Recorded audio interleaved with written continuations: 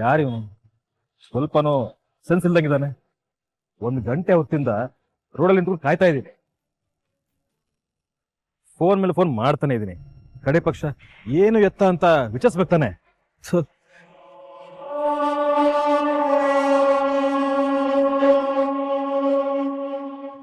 ಬೇರೆ ಫೋನ್ ಎತ್ತಾ ಇಲ್ಲ. ದೇವಿ ಕಾಲ್ ಮಾಡೋಣ.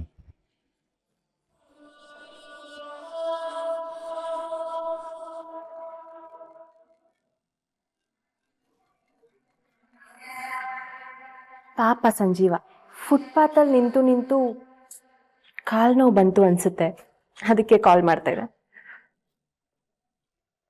ಹಲೋ ಅಣ್ಣ, ಹೇಳಣ್ಣ. ದೇವಿ, ಆ ವ್ಯಕ್ತಿ ಸಿಕ್ಕದ್ನಾ? ಫೈಲ್ ಅವನಿಗೆ ಕೊಟ್ಟ? ಇಲ್ಲಮ್ಮ, ಆ ವ್ಯಕ್ತಿ ಅಡ್ರೆಸ್ಗೆ ಇಲ್ಲ. ನಾನು ಫೋನ್ ಮೇಲೆ ಫೋನ್ ಮಾಡ್ತಾನೆ ಇದ್ದೀನಿ, ಆ ವ್ಯಕ್ತಿ ಅಟೆಂಡೇ ಮಾಡ್ತಿಲ್ಲ. ಬರ್ತೀನಿ ಬರಲ್ಲ ಅಂತ ಯಾವ್ದಾರು ಒಂದು ಹೇಳ್ಬೇಕಲ್ಲ ನಮ್ಮ. ಅಣ್ಣ ಓಕೆ, ನೀನು ಬೇಜಾರು ಮಾಡ್ಕೋಬೇಡ. ಅದು ತುಂಬ ಇಂಪಾರ್ಟೆಂಟ್ ಕೆಲಸ ಅಂತಾನೆ ನಾನು ನಿನ್ನ ಅಲ್ಲಿ ಕಳಿಸಿದ್ದು. ಒಂದು ಕೆಲಸ ಮಾಡ್ತೀನಿ, ನಾನು ಈಗಲೇ ಹೊರಟು ಅಲ್ಲಿಗೆ ಬಂದ್ಬಿಡ್ತೀನಿ. ನೀನು ಆ ಫೈಲ್ ನನ್ನ ಕೈ ಕೊಟ್ಟು ನಿನ್ನ ಕೆಲಸಗಳನ್ನ ನೋಡ್ಕೊ. ನಾನು ಕಾದಿದ್ದು ಆ ವ್ಯಕ್ತಿನ ಮಾತಾಡ್ಸ್ಕೊಂಡು ಆಮೇಲೆ ಬರ್ತೀನಿ. ನೀನ್ ಬಂದು ಈ ಫುಟ್ಪಾತ್ ಅಲ್ಲಿ ಆ ವ್ಯಕ್ತಿಗೋಸ್ಕರ ಕಾಯೋದ? ದೇವಿ, ಏನು ಬೇಕಾಗಿಲ್ಲಮ್ಮ, ನಾನೇ ವೇಟ್ ಮಾಡ್ತೀನಿ. ನೀನ್ ಬರಕ್ ಹೋಗ್ಬೇಡ, ಮನೇಲೇ ಇರು. ಅಣ್ಣ, ರಚನಾಕ್ಕೆ ನಿನ್ ಮೇಲೆ ತುಂಬಾ ಬೇಜಾರು ಮಾಡ್ಕೊಂಡ್ಬಿಟ್ಟಿದಾರಣ್ಣ. ಯಾಕೆ? ಅವ್ರು ಫೋನ್ ಮಾಡಿದ್ರೆ ಎತ್ತುತ್ತಿಲ್ವಂತೆ. ಮಾಡ್ಬೇಡ ಅಣ್ಣ. ಇವತ್ತು ಭೀಮನ ಅಮಾವಾಸ್ಯೆ ಅಲ್ವಾ, ಅದಕ್ಕೆ ಅವ್ರಿಗೊಂದು ಸರ್ಪ್ರೈಸ್ ಪ್ಲಾನ್ ಮಾಡಿದ್ದೀನಿ. ಅದಕ್ಕೆ ಅವ್ರಿಗೆ ಕಾಡ್ಸಿ ಕೋಪ ಬರೆಸಿ ಅವ್ರು ನಿರೀಕ್ಷೆ ಮಾಡದೇ ಇರೋಂಥ ಒಂದು ಸರ್ಪ್ರೈಸ್ನ ಅವ್ರಿಗೆ ಕೊಡ್ತೀನಿ. ನೀನೇನು ವರಿ ಮಾಡ್ಕೋಬೇಡ, ಫೈಲ್ ಕೊಟ್ಟು ನಾ ಮನೆಗೆ ಬರ್ತೀನಿ, ಸಮಾಧಾನ ಮಾಡಿಸ್ತೀನಿ. ಸರಿ ಅಣ್ಣ, ಬೇಗ ಬಂದ್ಬಿಡು. ಸರಿನಮ್ಮ.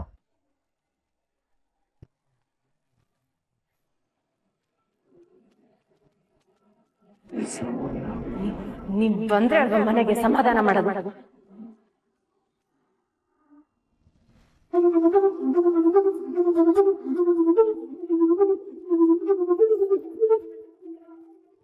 ಅತ್ತಿಗೆ, ಇದೇನತ್ತಿಗೆ ಟೈಮ್ ಪಾಸ್ ಆಗ್ತಾ ಇಲ್ಲ ಅಂತ ಕೃಷ್ಣನ್ ಜೊತೆ ಮಣ್ಣಾಟ ಆಡ್ತಾ ಇದ್ದೀರಾ? ಮಣ್ಣಾಟ ಅಲ್ಲ ದೇವಿ, ಭೀಮನ ಅಮಾವಾಸ್ಯೆ ಪೂಜೆ ಅಲ್ವಾ, ಅದಕ್ಕೆ ಕಾಳಿಕಾಂಬ ದೀಪನ ರೆಡಿ ಮಾಡ್ತಾ ಇದೀವಿ. ಏನು ಕಾಳಿಕಾಂಬ ದೀಪನ? ರಚನಾ ತೇಟ್ ನಮ್ಮ ಪದ್ಮಜ ಅತ್ತಿಗೆ ತರನೇ. ನಮ್ಮ ಶಾಸ್ತ್ರ ಸಂಪ್ರದಾಯ ಹಬ್ಬಗಳಲ್ಲಿ ಭಾರಿ ನಂಬಿಕೆ ಇಟ್ಕೊಂಡ ಹಾಗಿದೆ ಅಲ್ಲಮ್ಮ. ಯಾವಾಗಲೂ ಸಿನಿಮಾ ಶೂಟಿಂಗ್ ಅಂತ ಬ್ಯುಸಿ ಆಗಿರ್ತಿದ್ದ ನಿಂಗೆ ಇದರಲ್ಲೆಲ್ಲ ಹೇಗೆ ಆಸಕ್ತಿ ಬಂತು? ಅದರಲ್ಲೂ ಈಗಿನ ಕಾಲದ ಹೆಣ್ಮಕ್ಳು ನಮ್ಮ ಆಚಾರನೆಲ್ಲ ಗೊಡ್ಡು ಅಂತ ಮೂಗು ಮುರಿತಾ ಇದ್ದಾರಲ್ಲ. ನಮ್ ಹಿರಿಯರ್ ಮಾಡಿರೋ ಯಾವ ಆಚಾರ ಪದ್ಧತಿನೂ ಗೊಡ್ಡಲ್ಲ ಮಾವ. ಅದ್ರ ಬಗ್ಗೆ ಜ್ಞಾನ ಇಲ್ದವರು ಆ ರೀತಿ ಮಾತಾಡ್ತಾರೆ ಅಷ್ಟೆ. ಅಮ್ಮ, ನಾವು ಹಬ್ಬಗಳನ್ನೆಲ್ಲ ಯಾವ್ದಕ್ ಮಾಡ್ತೀವಿ? ಪ್ರಕೃತಿ ಮತ್ತೆ ಅದನ್ನ ಸೃಷ್ಟಿ ಮಾಡಿರೋ ಪರಮಾತ್ಮಂಗೆ ಥ್ಯಾಂಕ್ ಯು ಹೇಳೋದಕ್ಕೆ. ಉದಾಹರಣೆಗೆ ಸಂಕ್ರಾಂತಿ ಹಬ್ಬನೇ ತಗೊಳ್ಳಿ. ನಮಗ್ ವರ್ಷದ ಮೊದಲನೇ ಬೆಳೆ ಸಿಗೋದು ಅವಾಗ್ಲೆ. ಅದನ್ನ ನಾವು ಸೂರ್ಯ ದೇವಂಗೆ ಸಮರ್ಪಣೆ ಮಾಡಿ ಹಬ್ಬನ ಆಚರಿಸ್ತೀವಿ. ಋತುಮಾನ ಬದಲಾದಾಗ ಯುಗಾದಿ, ಶಿವನಿಗೆ ಅಂತ ಮಹಾಶಿವರಾತ್ರಿ, ಲಕ್ಷ್ಮಿಗೆ ಅಂತ ವರಮಹಾಲಕ್ಷ್ಮಿ, ಗಣೇಶನ್ಗೆ ಗಣೇಶೋತ್ಸವ, ಅಮ್ಮನವ್ರಿಗೆ ದುರ್ಗಾ ಪೂಜೆ. ಉಪಯೋಗ ಮಾಡುವಂತ ಸಲಕರಣೆಗಳಿಗೆ ಥ್ಯಾಂಕ್ ಯು ಹೇಳೋದಕ್ಕೆ ಆಯುಧ ಪೂಜೆ, ಆಮೇಲೆ ದೀಪಾವಳಿ. ಹೀಗೆ ನಮ್ ಪ್ರತಿಯೊಂದು ಹಬ್ಬದ ಹಿಂದೆನೂ ನಮಗೆ ಈ ಪ್ರಕೃತಿ ಜೊತೆ ಇರೋ ಸಂಬಂಧ, ದೇವ್ರ ಮೇಲಿರೋ ಭಕ್ತಿ, ಜೊತೆಗೆ ವಿಜ್ಞಾನ ಎಲ್ಲನೂ ಇದೆ. ಪದ್ಮಜ ಅತ್ತಿಗೆನೂ ಹೀಗೇನೆ. ಪ್ರತಿಯೊಂದು ಹಬ್ಬಕ್ಕೂ ಒಂದು ಅದ್ಭುತವಾದ ವಿವರಣೆ ಕೊಡುವರು. ದುರಾದೃಷ್ಟ ಇವಾಗ ಈ ರೀತಿ ಆಗ್ಬಿಟ್ರು. ಮಾವ, ಕತ್ಲು ಕಳೆದ್ಮೇಲೆ ಬೆಳಕು ಬರಲೇಬೇಕು. ನಮ್ಮ ಅತ್ತೆ ಬದುಕಲ್ಲೂ ಅಮಾವಾಸ್ಯೆ ಕತ್ಲು ದೂರ ಆಗಿ ಹುಣ್ಮೆ ಬೆಳಕು ಬಂದೇ ಬರುತ್ತೆ. ಏನಿನ್ ಬಾಯಿ ಹರಕೆ ಆದಷ್ಟು ಬೇಗ ಈಡೇರ್ಲಿ ಮಗು. ಅಮ್ಮ, ಈ ದೀಪನ ಯಾಕೆ ಮಾಡ್ತಾ ಇದೀವಿ? ಇದು ಶಿವನ್ ಪ್ರತಿರೂಪ. ಇದು ಪಾರ್ವತಿ ಅಮ್ಮನವ್ರ ಪ್ರತಿರೂಪ. ಶಿವ ಪಾರ್ವತಿಯವರು ಆಷಾಢ ಮಾಸದ ಕೊನೆ ಅಮಾವಾಸ್ಯೆಯಂದು ಮದ್ವೆ ಆದ್ರು ಅಂತ ಪ್ರತೀತಿ ಇದೆ. ಹಾಗಾಗಿ ಅವ್ರ ಹೆಸರಲ್ಲಿ ಈ ತರದ ಮಣ್ಣಿನ ದೀಪಗಳನ್ನ ತಯಾರಿಸಿ ಪೂಜೆ ಮಾಡ್ತಾರೆ.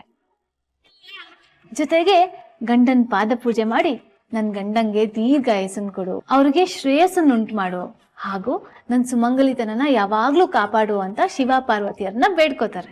ಹೌದಾ? ಮತ್ತೆ ಬೇಬಿ ಇನ್ನು ಬಂದಿಲ್ವಲ್ಲ, ಹೇಗ್ ಪೂಜೆ ಮಾಡ್ತೀಯ ನೀನು?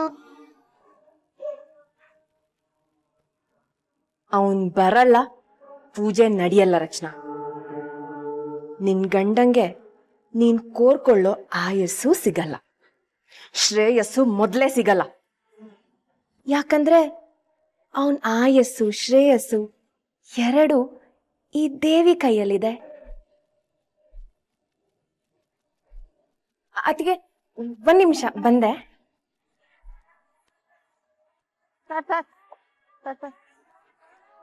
ಸರ್ ಹೂ ತೊಳಿ, ಫ್ರೆಶ್ ಹೂ ಸರ್, ಇವಾಗ ತಾನೇ ಕಟ್ಕೊಂಡ್ ಬಂದಿದ್ದೀನಿ. ಮೇಡಮ್, ಮೊಳಕ್ಕೆ 2 ರೂಪಾಯಿ ಕಮ್ಮಿ ಕೊಡಿ, ಪರವಾಗಿಲ್ಲ. ತಗೊಂಡೋಗಿ ನಿಮ್ ಹೆಂಡತಿಗೆ ಮುಡ್ಸಿ ಸರ್, ಖುಷಿ ಆಗ್ಬಿಡ್ತಾರೆ. ಕೊಡಮ್ಮ.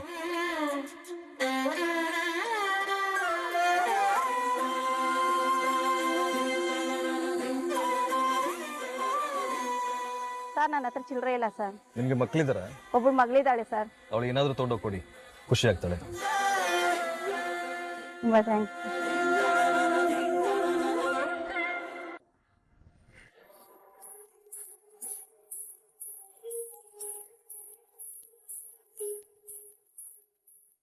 ಮದ್ವೆ ಆದ್ಮೇಲೆ ಮೊದಲನೇ ಸಲ ನನಗೆ ಅಂತ ನೀವು ಹೂ ತಂದಿದ್ದೀರಾ. ಟ್ರಾಫಿಕ್ ಅಲ್ಲಿ ಕಾರ್ ಅಂತಾಗ ಒಂದು ಹೆಂಗ್ಸ್ ಬಂದು ಹೂ ತಗೊಳ್ಳಿ ಅಂತ ಒತ್ತಾಯ ಮಾಡಿದ್ರು. ಅವ್ರು ನೋಡಿ ಪಾಪ ಅನ್ಸ್ಬಿಡ್ತು, ಅದಕ್ಕೆ ಈ ಹೂ ತಗೊಂಡೆ.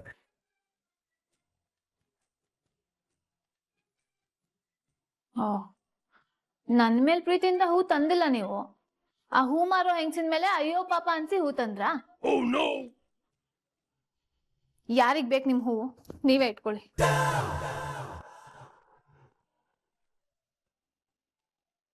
ರಚ್ಚು,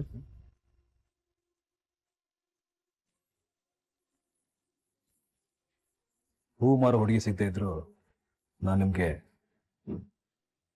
ಹೂ ತರ್ತಿದ್ದೆ. ಈಗ ನೀವು ನನಗೇನಂತ ಕರೆದ್ರಿ? ರಚ್ಚು. ಇನ್ನೊಂದ್ಸತಿ ಕರೀರಿ. ರಚ್ಚು.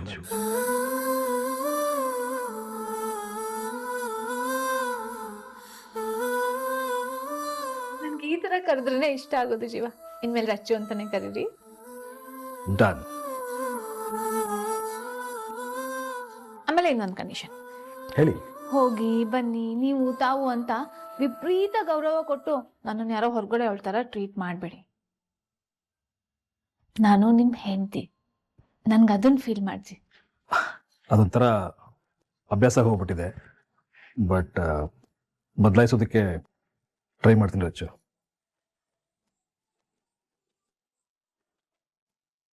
ರಚ್ಚು, ಇವತ್ತು ನೀನು ತುಂಬಾ ಬ್ಯೂಟಿಫುಲ್ ಆಗಿ ಕಾಣ್ತಾ ಇದೀಯ.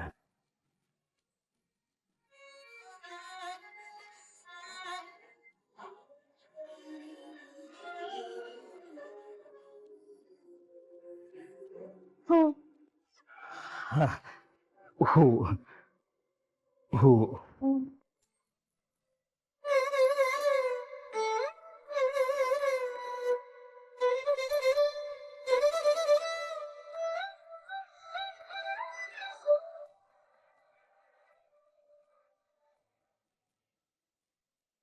ಈ ತುಟಿ ಮೇಲೆ ಏನೋ ಜಿನುಗ್ತಾ ಇದೆಯಲ್ಲ, ಜೇನ ಅದು?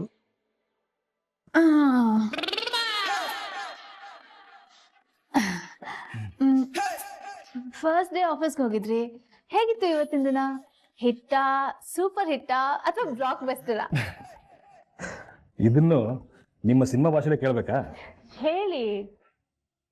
ಸದ್ಯಕ್ಕೆ ಹಿಟ್ ಅಂದ್ಕೋ, ಹೋಗ್ತಾ ಹೋಗ್ತಾ ಸೂಪರ್ ಹಿಟ್ಟು, ಆಮೇಲೆ ಬ್ಲಾಕ್ ಬಸ್ಟರ್ ಹಿಟ್.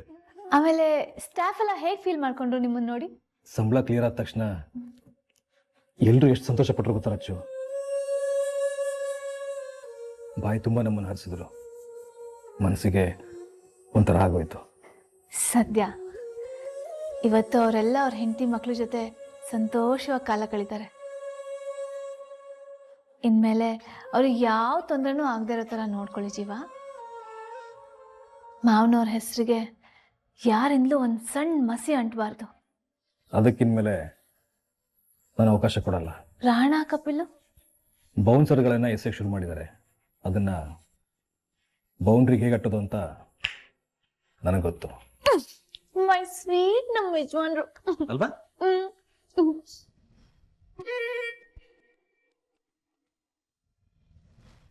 ಕಾಫಿ ತಗೊಂಡ್ ಬರ್ತೀನಿ.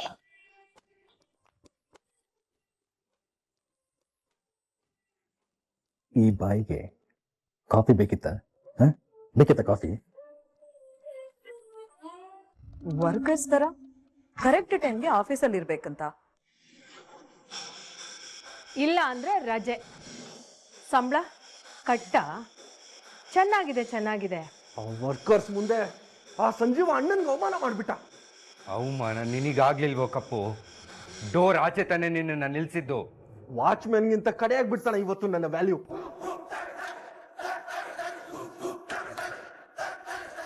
ಎಲ್ಲರೂ ನನ್ನನ್ನು ಒಂಥರ ನೋಡಿ ಒಳಗಡೆ ನಗ್ತಾ ಇದ್ರು. ಒಳಗೊಳಗೆ ಹೆಂಗೋ ನಗಕ್ಕಾಗತ್ತೆ? ಈ ಅಂತ ಜೋರಾಗಿ ನಗ್ಬೇಕು, ಇಲ್ಲ ಸ್ಮೈಲ್ ಮಾಡ್ಬೇಕು. ಇದನ್ ಬಿಟ್ಟು ಒಳಗೊಳಗೆ ನಗೋದು ಅಂದ್ರೆ ಹೇಗೆ? ಒಂದ್ಸಲ ನಗ್ ತೋರ್ಸು. ಬಾಮಿನಿ, ತಲೆ ಮೇಲೆ ನೀರ್ ಬಂದು ಮುಳುಗೋ ಟೆನ್ಷನ್ ಅಲ್ಲಿ ನಾವಿದೀವಿ. ನಿನ್ಗೆ ಅದ್ರ ಬಗ್ಗೆ ಚಿಂತೆ ಇಲ್ಲ, ಒಳೊಳಗಡೆ ನಗೋದ್ರ ಬಗ್ಗೆ ಟೆನ್ಷನಾ? ಹಾಗಲ್ಲ ಅಕ್ಕ, ನಮ್ ಜುಟ್ಟು ಬೇರೆಯವ್ರ ಕೈಯಲ್ಲಿದ್ದಾಗ ಆಡಿಸ್ತೆ ಬಿಡ್ತಾರ? ವಾಟ್ ಡು ಯು ಮೀನ್ ಚಿಕ್ಕಮ್ಮ?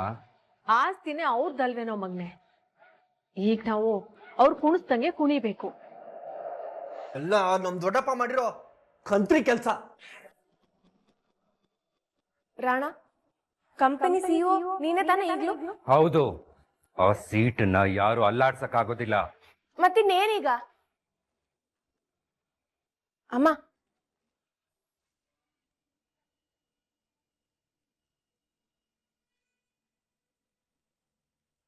ರಣ, ಸಿಇಒ ನೀನಿರುವಾಗ ನೀನು ಮಾಡಿದ್ದೆ ತಾನೇ ರೂಲ್ಸು? ಹೌದು ಮಾಮ್. ಮತ್ ಹೇಗ್ ಸಂಜೀವ ನಿನ್ ಹತ್ರ ಆಟ ಆಡೋಕ್ ಸಾಧ್ಯ? ಅವನಿಗೇನ್ ಅಧಿಕಾರ ಇದೆ?